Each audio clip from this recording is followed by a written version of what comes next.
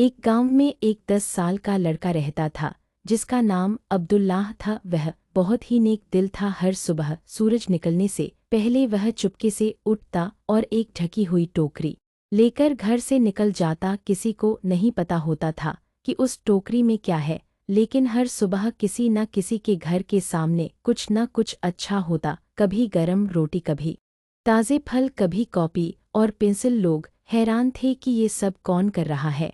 एक दिन एक छोटी लड़की नूर ने अब्दुल्लाह का पीछा किया। उसने देखा कि वह चुपचाप हर किसी के दरवाजे पर कुछ रख कर चला जाता है। नूर ने पूछा, तुम ये सब क्यों करते हो जब कोई देखता भी नहीं? अब्दुल्लाह मुस्कराया और बोला, जब कोई नहीं देखता तब भी दिल को सुकून मिलता है, क्योंकि अगर कोई नहीं देख रहा होता तो अल्लाह देख रहा होता है।